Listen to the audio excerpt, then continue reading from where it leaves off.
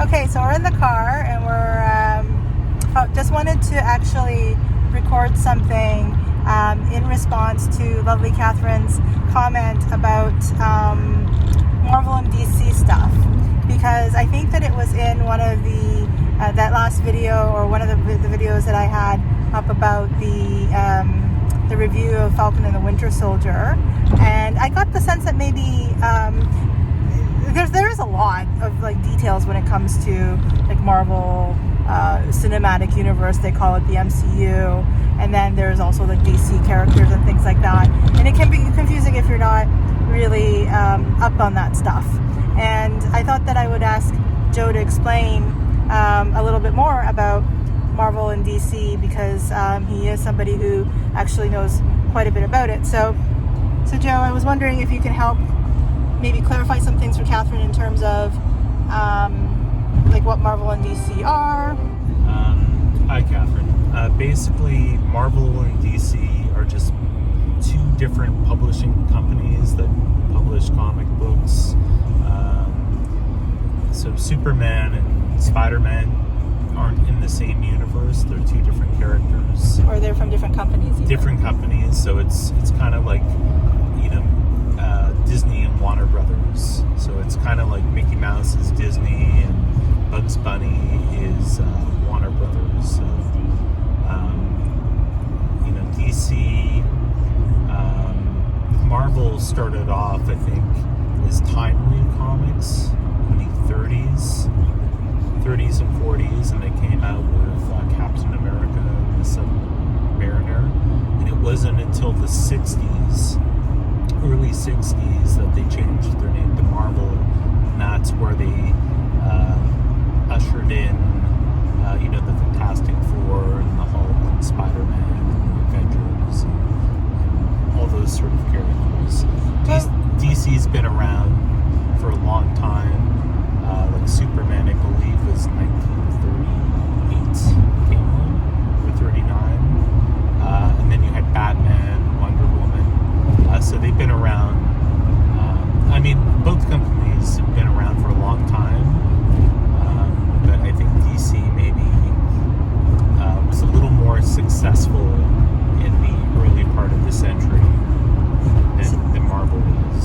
So I think for a lot of people, maybe the biggest differences between those two companies is that DC is like the big three, I guess, would be Superman, Batman, Wonder Woman. They call it Trinity. Yeah. Like, I don't know where that came up from, but that's what they call those three, because that's like their three main big characters, right? That everybody knows. And in terms of Marvel, you said earlier, I think on a different, anyway, you were saying before that it was Captain America and... Yeah, in the 40s, they had, first of all, they had the Human Torch and the Submariner. But the Human Torch that they had, he was actually an android.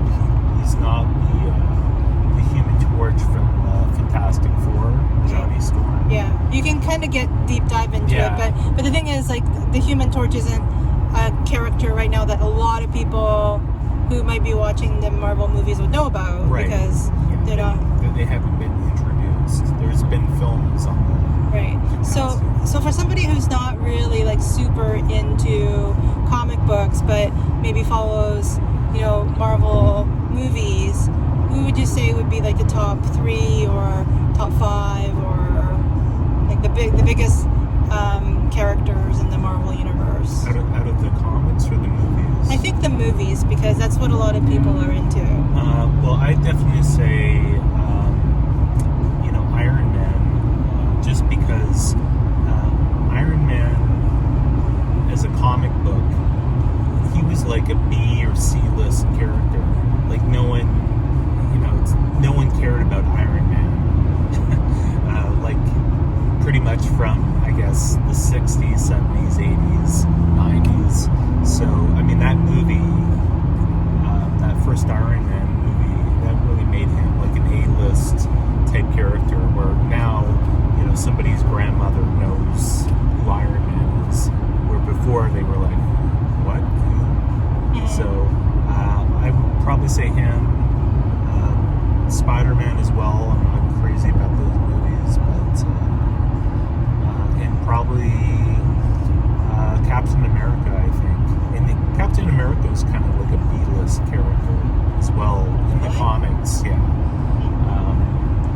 always around, and they used him, and he was always kind of like a leader and stuff in the comics. But yeah, he was pretty much like a B-list or C-list character.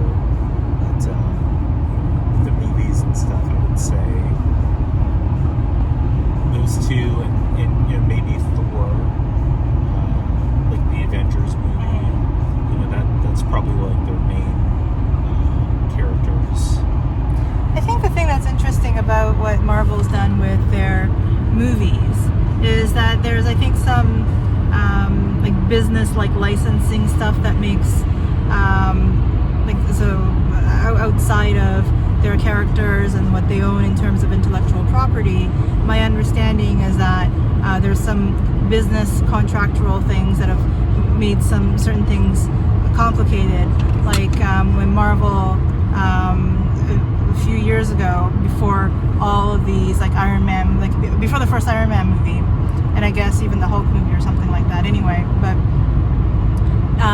they had Marvel licensed a lot of their property, their intellectual property and their characters to Sony, and because they didn't have any money and they were struggling. But then since that they did that, they got bought out by Disney. They have a lot more money. They started creating these great movies and this like really like deep storylines that kind of connect through all these movies and everything like that, which then they've created and now call the Marvel Cinematic Universe that a lot of people are really into now. But because they have like this kind of licensing limitations, which Spider-Man is actually licensing wise for movies, my understanding is that he's with Sony, and so yeah, I mean, I think that we can probably end up going into like this deep dive about how like and Fox had them, and then the X-Men and all that kind of stuff, and it gets kind of like weird and complicated. Yeah. To make it simple, Marvel in the 90s went bankrupt. They bought a bunch of things. Like I think they bought like a card company.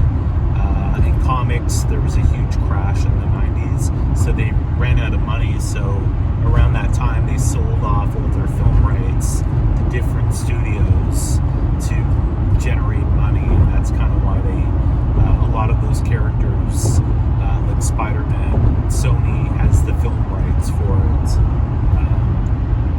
so they could make Spider-Man movies for the next 100 years if they wanted to. Yeah. As long as they're making the Spider-Man movie, they still have those rights. So. Yeah. And then it's not just Spider-Man, but there's some other characters as well. But there's a Sony, and then they also had a deal with Fox, and then it's really actually fascinating from a business perspective what Marvel's been able to do in the last little while. But their big thing, of course, is that they were bought out by Disney, and so there's a lot of money behind them now. And then Disney bought out Fox, which means that they got a whole bunch of their intellectual property back. Anyway, it's probably more confusing maybe the more that we try to explain it, but hopefully that helps a little bit.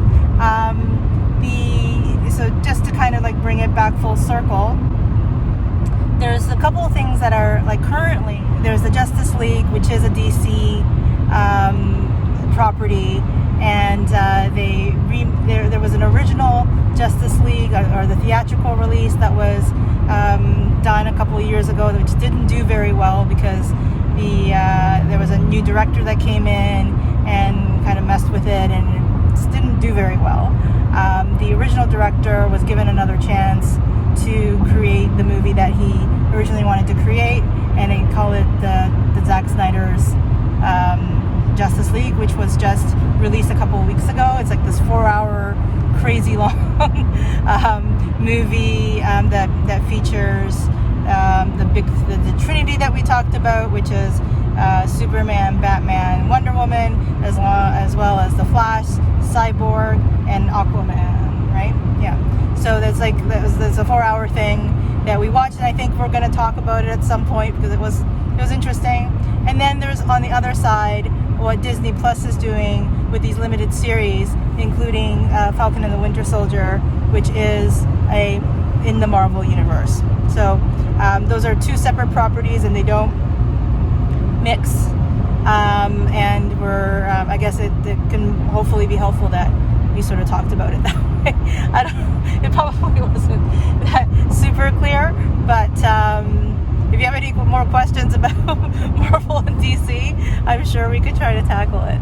Okay, so that's it for Marvel and DC 101 today.